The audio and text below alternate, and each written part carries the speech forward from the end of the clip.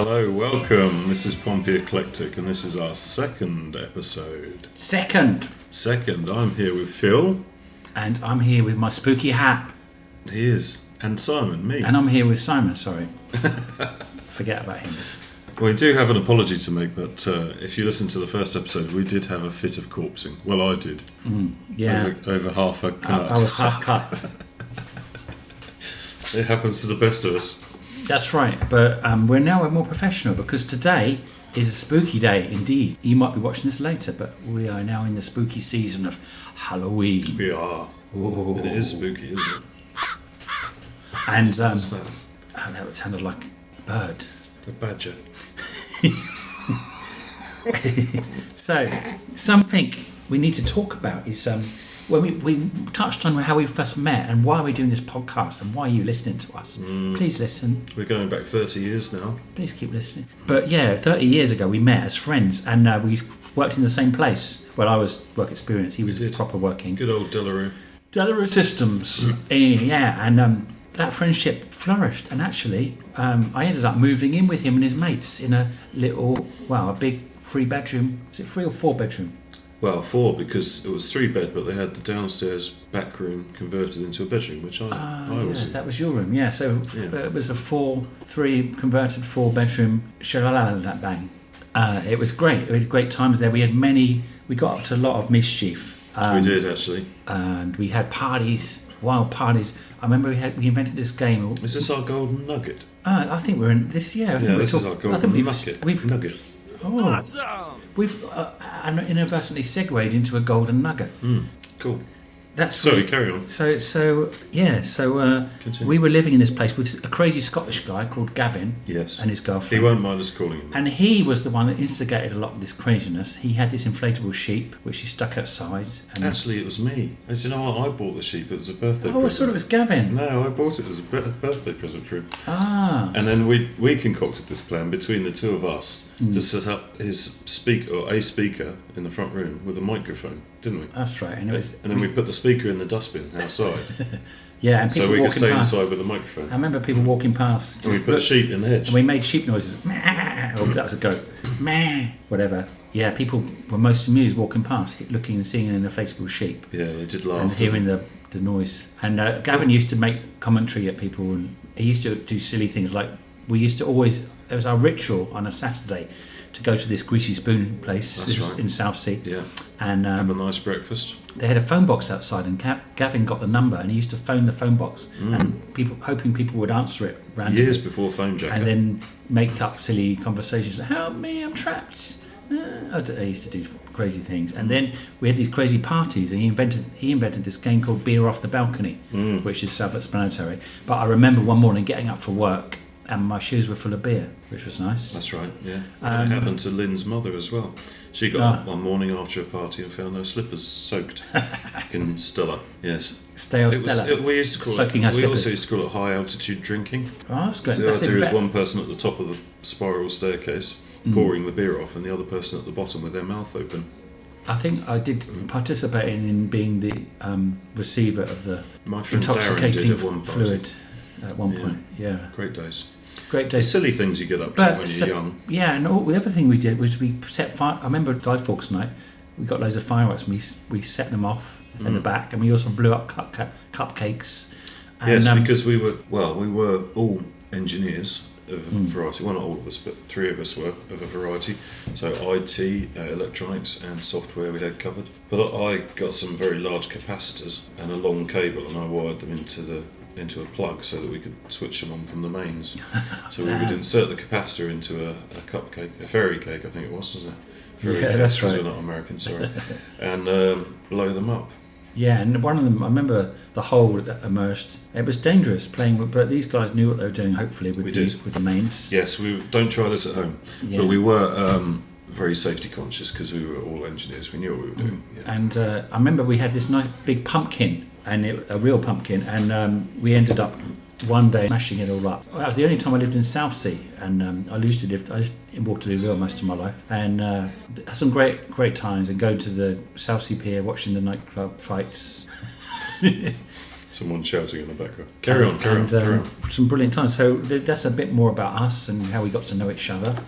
I've just remembered something. And Sorry, carry on. I think you know what you're going to do. Yeah. Those days, we still kept in touch, even though after we all went our separate ways at that point in the early 2000s. I moved to Cambridge actually, and Simon stayed in Pompey and doing his thing. I know you moved to London as well, didn't you? We all kind of split up. Yeah, but we kept in touch. Yeah, and now we're back in Portsmouth for this podcast. I'm here for another few weeks before we're going back to Vietnam, where I live at the moment. But we're still being communication, I think, because the modern wonders of technology. And we're going to bring you more of these podcast episodes via those wonders of technology with Phil in Vietnam and me in the UK. And talking about technology, don't you have something to show us? I do. I have got, and I'm just for the benefit of people watching on video, and if you're on audio, you can look at our video channel on YouTube, which is Pompey Eclectic. I'm just going to show this to the screen. If you can see this. Well, I'm looking at a strange. It looks like a sine wave on some kind of app. Yeah. And what is it detecting? This is called a ghost detector. Really? Actually, the app is Ghost Detector Tools, which is fantastic. And look, it's already come up with a word. Friends. What? How did it get a word? Well, this is how it works. What it does is it listens to the sound around and it picks up a magnetic field. And it shows you when there's interference, which is supposed to be from a ghost. And it translates any words it hears, which are beyond our perception because they're very deep sounds or very high-pitched sounds. And it's got a dictionary. Wow. And it translates the words from the dictionary, and that's come up with the word friend. So it hasn't just picked up on us talking about our friendship. Well, it may have done, but it's from the ghost. It's not our words. Wow. So a ghost listening in might have heard that, and then it's picked that up. It said friend, yeah. So what are ghosts? I think we should get into our main topic because we want to use this Halloween time to discuss what are ghosts. Because I don't know what they are. What was that? Where did that come from? What happened to my voice? Oh, yeah, I know how that happened. Okay. Not so creepy. So we just want to talk about what we think ghosts are, because I've got a weird kind of radical idea what I believe a ghost to be. Ooh. Go on, tell us. Well, it's something weird because back in pagan times, before we used to study God was like nature and stuff like that, and we had more use of our extra sensory powers, as they call it. And some people say we have we just got a new word on the app. It says device. And there's lots of activity. Now someone's listening in. Now it says ambitious. Someone's listening in. But yeah, we used to have these ESP. It's what some people call a sixth sense, and I believe it's some kind of telepathy, telekinesis, something like that.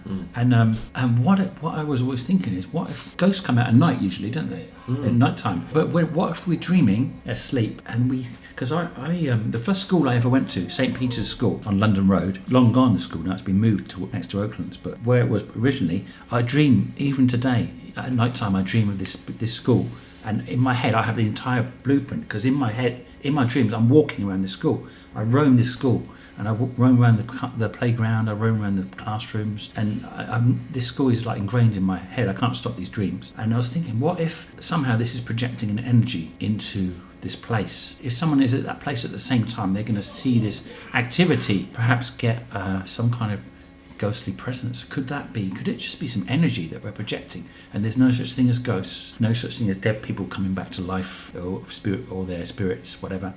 That's my take. It's quite far-fetched. Look, we've got another word. Yellow has come up on the app. Yellow. No, that could maybe be your hat, couldn't it? Maybe they like Coldplay. It could be. For people who are listening rather than watching, Phil is wearing a rather fetching it's orange, pumpkin but it's hat orange. for it's Halloween. Orange. The ghost's not good at It colour. is, yeah. Well, they might get it wrong. I don't know. Can ghosts see colour? But I'm curious though. But what you're saying is this is about astral projection. Astral projections. That's what the word I was looking for. Yeah. Could it be that? But what's your take on ghosts, Simon? Because you're not a believer in anything. No, spiritual. I'm a humanist existentialist, really. I don't really believe in an afterlife. I do believe in ghosts, and I find this a difficult conundrum, because if I don't believe in an afterlife, where are the ghosts coming from? And actually, Phil's idea here, Phil's belief, does actually fit, or Phil's theory does actually fit with what I think. Because they could be astrally projected from dreams. Yeah, it could be this mystical energy. Mystical forces.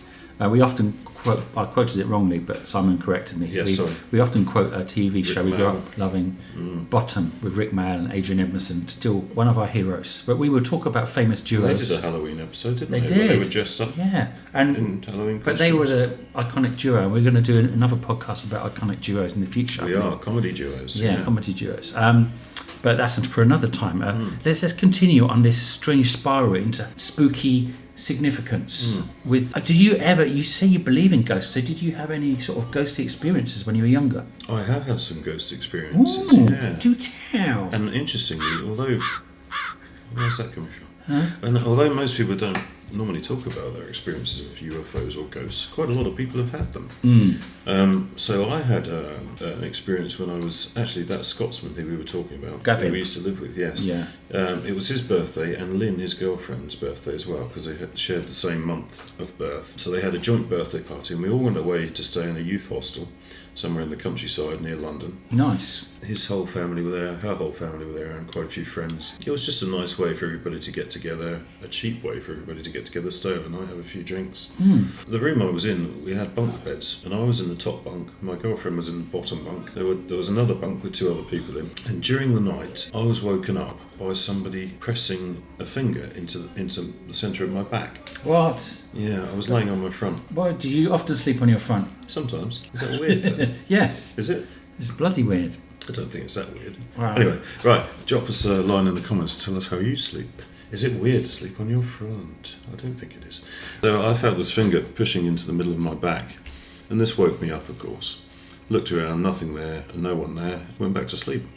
But in the morning, I asked one of the guys who was on the top bunk opposite us if he'd poked me in the back during the night, and he looked quite shocked, horrified, as you can imagine. I said, no, don't do anything with it. So if you were on the top bunk sleeping normally, he could have potentially poked upwards. But that you on your front, that he'd have to reach down, lean over the whole bunk, and then poke you in the back. Exactly, yeah. So that's less likely. There was nothing there. And I have had instances like that more recently, actually, with feeling somebody poking me in the back during the night, waking Oh me wow! up. Well, we won't go. We Anybody won't. there. Those weren't ghostly ones, though. I guess we won't go into that. I don't know.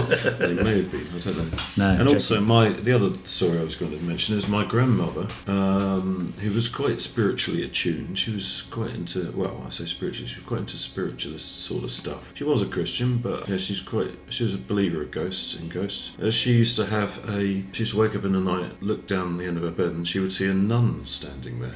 Wow. A ghostly apparition of a nun. And she never felt scared by it. She always felt calm and safe and protected. Oh, so it wasn't like that movie with the Valak. I don't know that one. Oh, scary. Is it? The nun. So she felt that this was her spirit guide who used to look after her. Right. Wow. So she could have inadvertently.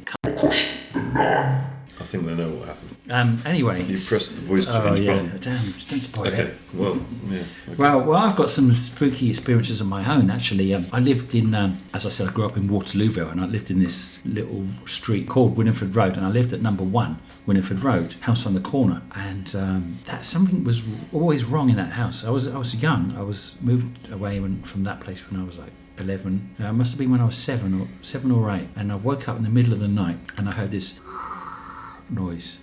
And right at the end of my bedroom was this big chest of drawers, and it was right near the door that came into the room, and I was in the other corner in my bed, and I looked out from my cover. I think must have switched my light on. It must have been about 3 a.m, and I saw my little drawer. Oh, it was a big drawer actually. It had opened a tiny fraction, and I stood there looking at it. Then in front of my eyes it moved again, opened a little bit, and I just freaked out because I know this drawer, it's not like you can easily pull it open or the wind to blow it. It's a hard to open drawer. I kind of froze because the first thought was like fight or flight, and I didn't want to go over there to get to my door because I have to go past it. So instead I hid under my covers. Yeah, I remember like under my covers, and I could hear this every few minutes.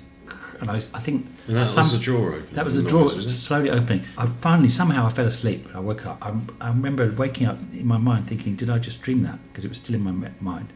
I had a weird nightmare. Looked over at the drawer with the daylight coming in, and it was right off the hinge. And I told my brother and my mum, and no one believed me. And I said, this drawer opened on its own, and it was full of stuff. It was heavy to open. I can't to this day think of anything that could have explained opening that drawer. in that same house, I was walking up the stairs and our cat was on the top of the stairs hissing at something. I thought it was hissing at me, but then I felt this wind like rush past me, like someone was running past me up the stairs, and then the cat fled so there was some weird stuff. And later, looking into this house, someone died in this house and got stabbed. I don't exactly know the full story, but I know there was a murder in that house. So again, that takes me back. Maybe ghosts are. Maybe I'm wrong with my energy thing, but thanks for that. And one other story I've got, which is also in Waterlooville. When we moved to our new place in Waterlooville, I used to walk up the alley. I was on Stakes Hill Road. I used to walk up this alley to go see my friend, and on the way, I used to pass this big house. It was a big kind of psycho-looking house, and I always Is this remember Hopfield House? Hopfield House, yeah. You might have heard of it if you know about local ghosts. This place is well known as one of the most haunted places in the south. But I didn't know that at the time. I used to walk there, and one day I remember, I don't know when this was. I was about 12 or 13. I remember it was boarded up, and the top window was open, and I saw an old lady looking at me through the window, and that kind of freaked me out. And then later on, I read about this place was the Howe House, Hopfield House, and I've got some information here about Hopfield House. There's a website called Emily Jessica Turner, and she says she went back to this house in 2017, and it's a Victorian Gothic style house on Maryland Avenue, probably Waterlooville's most famous haunted location. It was originally built on a hop field by an Edward Fawkes. He resented the idea of anyone living in this house other than his direct descendants. So the legend goes that Fawkes'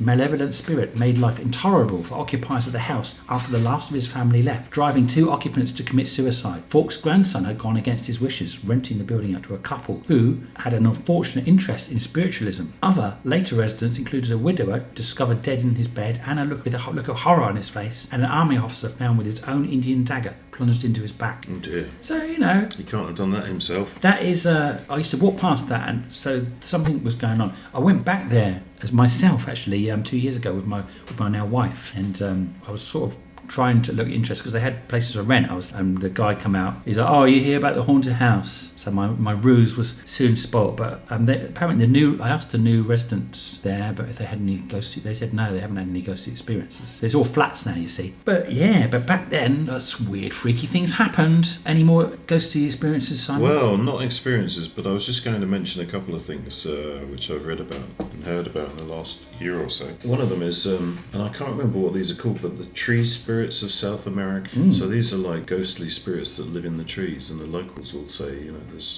don't go near the trees at night, there's spirits in the trees. And this is quite famous down that neck of the woods. You might get slapped by a branch. Ouch. Exactly. And the other thing I was going to say is, interestingly, there's a bit of a meme going around in America about skinwalkers. Ugh, is that zombies? Sounds pretty scary, doesn't it? But this is what we used to call lycanthropy. Oh, werewolves. Well, not just werewolves, but humans turning into animals. Oh. Of any kind. So, but that's what they call them in America now, skinwalkers. Oh, right, okay. So, if you want to find out more about what's going on with lycanthropy now, then skinwalkers is the way to search. I wonder if there's any skinwalkers still lurking in the woods. Or not. Quite likely. And the last one, finally, is the Hat Man. And this is a very interesting story. Is that the Mad Hatter? Apparently there's this experience that lots of people have had all around the world and reported of a dark cloaked figure with a hat. It's not a bowler hat, but something similar, like a very formal sort of black hat. Right. And they've woken up to see this figure in their bedroom, or they've woken up feeling a great pressure on their chest as though someone's leaning down on their chest. Yeah. And so this myth or mystery is called the Hat Man. So if you want to search for more on that, it's all over the internet. Because it just seems to go in hand with sleep paralysis, doesn't it? Because a lot of people have that. Sound a bit like sleep paralysis. When you have sleep paralysis, can't say it. Can feel like 2 hands pushing you down to bed or wherever you are when it happens. I had a similar thing when I stayed in Australia with some distant relatives, another haunted area called Wentworthville, but that's I guess not so relevant. But I woke up and I couldn't move, and it was felt like there was someone there. So maybe I was visited by this Hat Man. Could be. Who knows? Let's have a quick check-in on the Ghost Detector Tools app. Okay. So there's been some words coming up. So, well, we already said friend, didn't we? That was right at the start, which is quite interesting. Yeah. We are friends. And We are. Device, it said as well. Device, There's lots of devices around here. We've got laptops, mobile phone. Ambitious. That's nice. And then we did yellow. And then it came up with Tesla. Oh. Well, And I'm assuming that's not the car. Well, this is the thing, isn't it? We're must making be assumptions here. But Tesla also refers to magnetism. It's a word involved in that. And I was talking at the start, when I first talked about this app, of detecting the magnetic field in the area. So that's quite interesting. And then it said human. Right. Fair enough, we are that. Just about drinking. And I've got a glass of milk on the table, and there's loads of bottles of liquid. So, and grace was the last one. Wow. And you never quite know. I mean, it is open to interpretation. Grace could be about the value or the emotion. What is it? What's grace? Amazing grace. Exactly, yeah. Could be a name. Sometimes you get names on this ghost detector. And specifically, you can speak out loud like they do on Most Haunted on the TV. And you can say, is there anybody there? Please tell us your name. Yeah. Please give us your name. And you do sometimes get a name when you do that. Wow. It's very strange. But Have you ever used one of those Ouija boards? I haven't, no. I used one once. It's an old one. A friend of mine's had grandparents, but I'm sure it was him moving it because he was messing about, so I didn't get anything you from can that. never tell, because it could be one person, couldn't it, in the group who's doing it. Yeah. And that's the same with this app. I mean, I don't know whether it's just for fun or whether it's actually... I mean, it is supposed to be actually detecting words which are just got a new one. Deeply... Motive, yeah. I like to think it might be real. I have heard of people... I have heard of people who have got two mobile devices together with the app running in sync, or in unison, and it gets the same words. And it gets the same words. That's Which is pretty impressive, isn't it? That is very impressive indeed. I think that's enough for our today's main topic. But let us know in the comments if you've had any ghostly experiences in this Portsmouth area, because it'd be nice to collate some kind of scary montage of stories, yeah. and Okay, yeah. We didn't really plan that out, did we? Didn't plan that okay, out. No, right, okay. Sorry, my voice has gone weird now, Simon. Yeah, all I'm going to say is half a canut. Let's Golden thread time, is it? Well, that kind of leads us to our... Let's open the envelope a bit. Oh, yeah. Welcome to the Golden Thread. Well, I should open up the envelope a little bit, because there's not just ghosts. There's a lot of unexplained things called myths and legends. Cool. I was looking into some of these myths and legends. I also like to call this folklore as well. Yeah, because last time... Because some people think a myth is something which may or may not be true or isn't true. But to us, we're thinking here about legends. Yeah, folklore. because last time we did true facts, apparently, from Portsmouth. But I thought, what are the myths from Portsmouth? What are the myths and legends? So after I was exhausted from doing all that research in the last podcast, this time I typed in Google, Portsmouth myths, and I got this website called Folklore Thursday, and I'm just going to read them. Is that lazy? Yeah. Well, let's do that last time. I'll start this time, shall I? Yeah, We'll do one each. Yeah. Okay, well, this is some really not important, but because it probably isn't true. This is a really interesting myth about Portsmouth, and it's to do with none other than King Arthur. Why is that funny? Okay, well, You hit the wrong button, didn't you? King Arthur, Portsmouth, is an unlikely bridge, believe it or not, between ancient Arthurian legend and the tantalising possibility that maybe he was a real person. That is tantalising. Well, because... Tent has never been so nice. Well, there's a poem from an ancient Welsh lament, and the poem's called Geraint Mab Erbyn. Is that Welsh? There's not enough L's in it, so I can't be sure. I'll just point out that neither of us speak Welsh, so sorry if that's not great. Yeah, but it's a lovely language. Don't get me wrong. Local Prince Geraint is killed in battle by Saxon invaders in this poem at a place called Longborth. I think you just say Longborth, you don't say Lula. In later Welsh romances, Geraint appears as a full-blown legendary figure, but this early poem is notably different. Mourning the loss of the Prince of the Flowers of British chivalry, the poem reads as a genuine eulogy to the Devonshire prince. So what's this got to do with Arthur, you ask me? But, well, wait a minute, and I will tell you. I'll wait. But let me read a bit, the first three stanzas of this of this poem. Okay, go for it. In Longborth, Geraint was slain, a brave man, from the region of Divnate. What's funny about? And before they were overpowered, they committed slaughter. I'm going to read that again. It's not funny. It's awesome. What is it? Divinant. Dine. Can you say it? Oh. Dave. Divinant.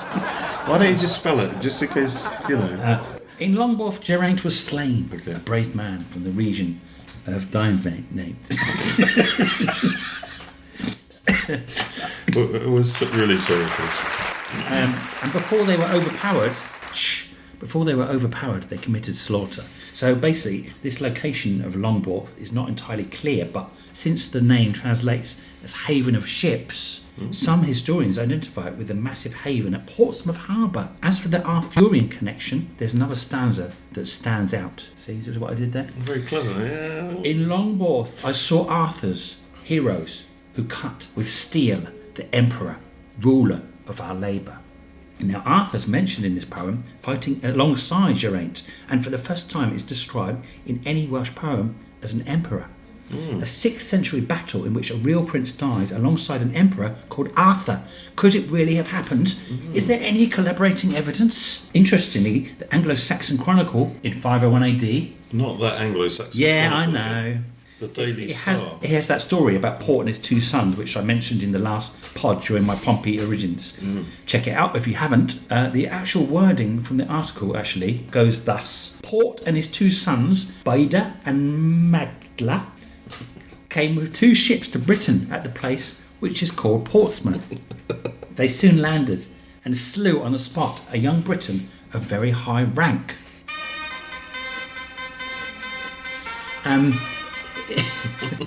If we can believe that this story was in fact true, is it not possible that the Anglo-Saxon Chronicle actually tells of the death of that same young prince mentioned in the poem Geraint Mab Erbyn? And if so, what does that say about the supposed presence of Arthur?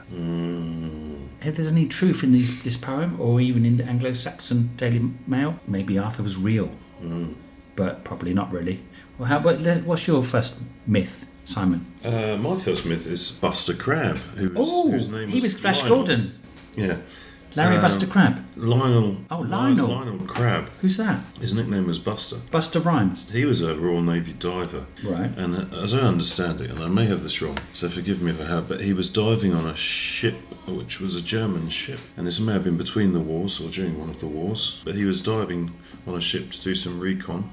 Wow. And he never re-emerged. His body Wow. was lost. The myth goes, the folklore goes, that he was never found. Wow. But I think you have some information on that, don't you? Well, I have been... first of all, I thought he might have been shot. But I think that definitely didn't happen at that time. But there was a body found in 1957. This is 14 months after Crabbe's disappearance. So there was all these speculations before that. The Soviets had captured him, taken him to the Soviet Union. Shameful espionage about Commander Crabbe carrying out frogman tests. But anyway, this body washed up, or it was discovered actually by 2 fishermen on the 9th of June 1957 off Hillsey Island in Chichester Harbour. The body was brought to shore in a landing craft, and it was missing its head and both hands, which made it impossible to identify. Exactly. Using then available technology, obviously today we'd be able to suss out through DNA and stuff. Yeah, according to British diving expert Rob Hoole, the body had the same height as Crabbe, minus the head. I mean, including the head. We know what you mean. We know what you mean. The same body hair colour, and was dressed in the same clothes. So put 2 and 2 together in his 2-piece diving suit, admirable pattern swim fins that Crabbe was wearing when he embarked on his final mission. But then they went to his. They went. Are you having a vocal apparently, malfunction? there was nothing sinister about the missing head and hands, and Crabbe's ex-wife was not sure enough to identify the body, nor was Crabbe's girlfriend, Pat Rose. So, you know, I mean, if I turned up without a head, would you recognise me? That's the question. Oh my god. Okay. Well, let's move on. My second myth is about, you know, I covered Arthur. So what else is left? What was Arthur famous It's my for? turn, isn't it? No, you just said you're crap one. All right. You know King Arthur. What was his quest? What was he after? What was he trying to get? There was don't know. a kind of cup-shaped I mean, thing. they do say a lot of this is true, you know, because but there was you've got Tintagel. That's a real castle, isn't it? Well, yeah. Well, And there did you are see that Monty Python film? ruins of it, and it's a round table. It's hung up in Winchester. Well, apparently it was Winchester more Town more of a square table. That's what I heard. Rectangular. There's actually a round table up there, hanging on the wall. Big one. Okay. Well, maybe they use different tables. But for this fable, there was a Holy Grail. And now this was the ultimate. Now this is you know if you think I stretched the Arthur myth was a bit of a stretch. This one is a giant leap for mythkind. There's a theory from the deceased local historian Victor Peace Jones, who wrote a most tantalising pamphlet in 1998 called Glastonbury: Myth or Seven Mystery. It's not from the Anglo-Saxon Chronicle. No, not this time. Okay. So it might have some bearance in reality. Who knows? But Jones pieces together writings from numerous sources, including the unreliable historian Geoffrey of Monmouth, to put forward the idea that Jesus Christ came to England during his 20s and made friends with locals in what now is Havant. These days, a former English market town, more famous for its neighbour, Lee Park, one of the largest council estates in Europe. Maybe let's not grumble about Lee Park. They're lovely people. No, well, I grew up there. Well, we may have a special guest from there who lives there currently. Oh, hopefully, in the next episode. Yeah. Excellent. But maybe that explains the holy feelings you get when walking around these places. Or is that holy? I never had a holy feeling. I had a holy Or feeling. a holy feeling. Through a series of ingenious arguments, Jones argues that Jesus was given a gift of a wooden cup when he left Havant to Really? return to the Holy Land. It is said that this was the vessel from which he and his disciples drank communion wine at the Last Wow, Supper. I didn't know Came that. from Havant. It's into this cup that drops of Christ's blood were gathered as he died on the cross. Same cup. After Christ's death, so the legend goes, Joseph of Arimathea visited Britain to return the cup that later became known as the Holy Grail. He returned it not to Glastonbury as many think, but to Havant, Really? otherwise known as Avalon. This wacky take on the Grail myth declares in all earnestness that the Grail now lies hidden on nearby Hailing Island. Hailing Island. Wasn't Avalon some sort of mystical town to do with the Arthur legend as well? Yeah, so Avalon, yeah, Avalon. What's your Avalon. source on all this then?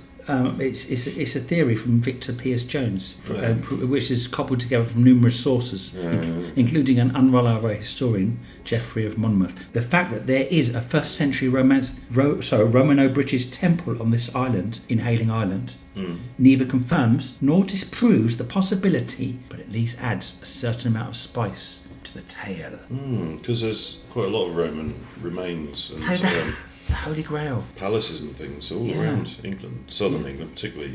Fishbourne, I was thinking of, just down the road. Come here. on, I can't remember. Fishbourne Roman Palace. I can't imagine Jesus taking a day off going to Lee Park. That just doesn't make sense. Anyway, what's your next myth? And why would Joseph bring the cup back? Why not? Doesn't seem to be any. You remember he was thirsty. Interesting. Needed something to carry his cider in. Okay, thanks for that. Right, okay, my next one is Wimmering Manor. Oh, that's a good Another one. haunted house. This is actually right in, north of Portsmouth, but it is actually in Portsmouth. Wow. And I think it's on maybe on Wimmering Road, Okay. Sevenoaks Road. I think it's Sevenoaks Road. Yeah, up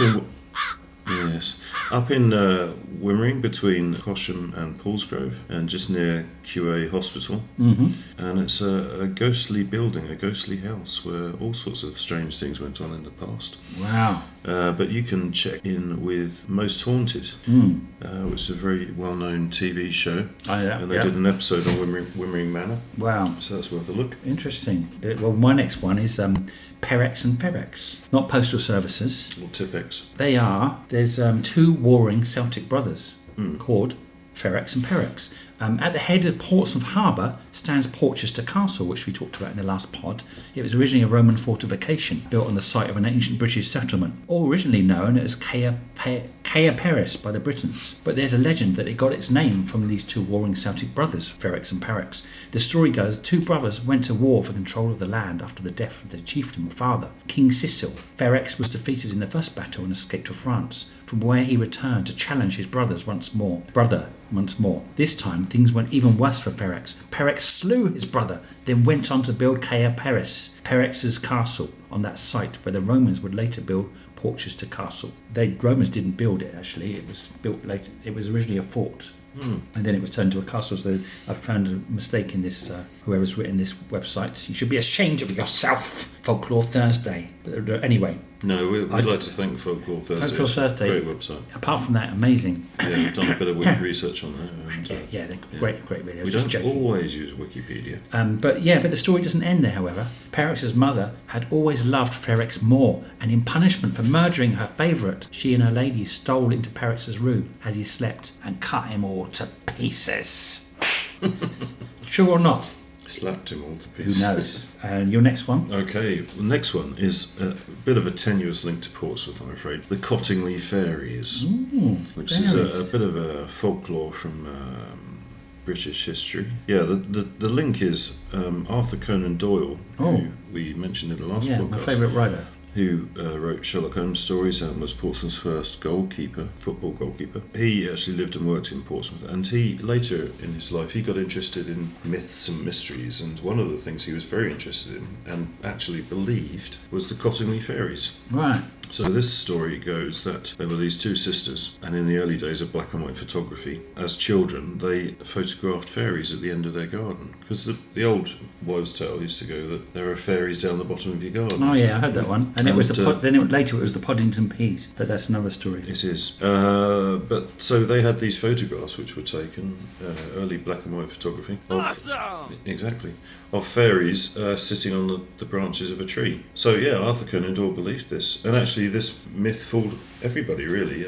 Nobody was able to prove it wrong. The photographs couldn't be proven to be fake, and the story. Well, the truth actually came to light finally when the second sister passed away. Oh, and she.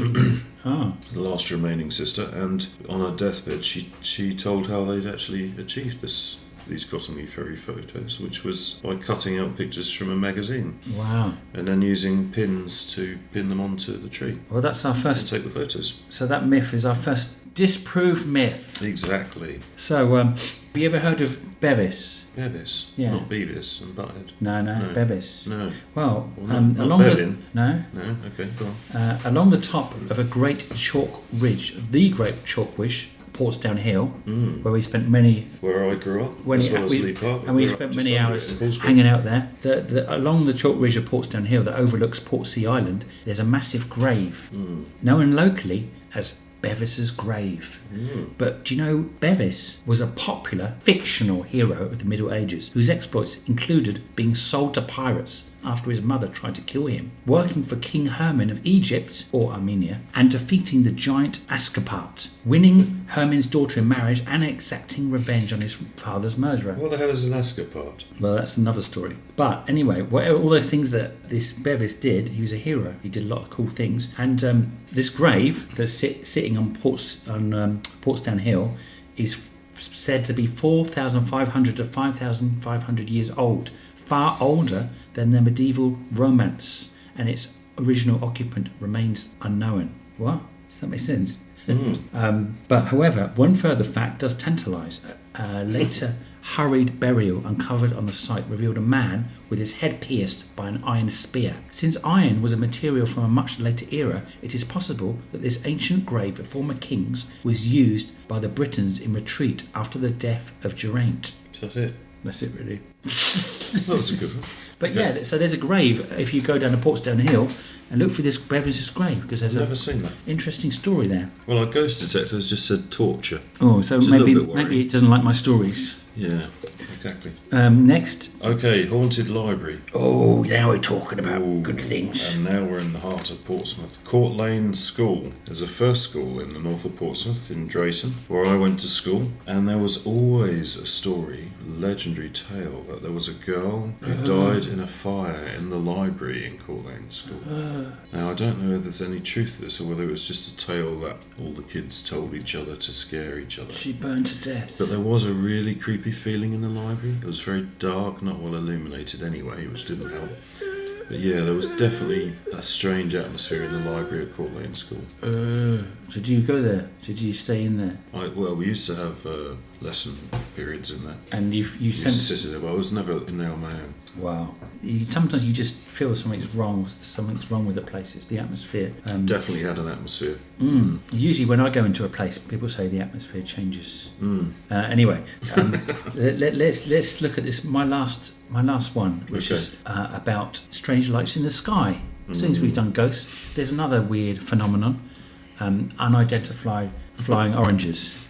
They've been seen by humankind for many years, and UFOs are the modern expression of this ancient mystery, and Portsmouth has its share. The first UFO sighting to be investigated in the UK by the MOD happened over Portsmouth. On the 1st of June 1950, an RAF pilot reported seeing a bright, shining disc-like object in the sky, flying eastwards over the Portsmouth area. 4 independent radar operators at RAF Wartling confirmed an object travelling at 1,350 to 1,650 knots, moving towards and then away from the station. Since this mysterious sighting happened over the naval dockyard at Portsmouth, the Ministry of Defence set up an investigation group, the wonderfully titled Flying Saucer Working Party.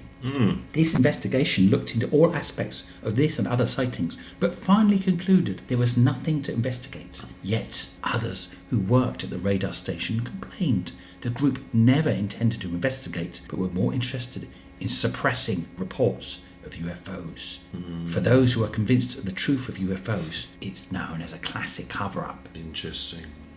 That was my final fact. Have you ever? I have got one more. But For a myth. Have you ever seen a UFO, Phil? Yes. I was in Spain. Me and my brother were staying. I can't remember where it was in Spain on holiday, and I saw this. It looked like a giant disc, round little moon in the sky, and then it was moving. And I was like, "Well, look at my brother. What's that?" And then something tiny shot out the bottom everywhere and just went boom, really fast, sped away. And it was a sighting. And then the next day it was in the paper as a weather experiment. But I was like, nothing can move that fast. It just felt like weather balloons cover don't move up. that fast.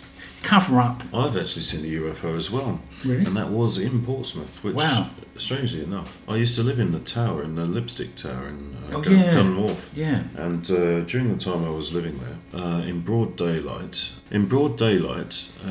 I looked up at the sky and saw a UFO. Wow. Very clear, not that far away, and it looked like, if you've ever seen or get a chance to see the cover of the modern version, the modern book, which is originally by Carl Jung, and the book I think is called Man's Search for Meaning. Okay. And on the cover there's a UFO, and it looked exactly like the one on that cover, of that book. Wow. And people were standing around looking up at it, pointing, and then suddenly it was gone, and everybody turned around, carried on walking, carried on with their business as if nothing had happened. Yeah.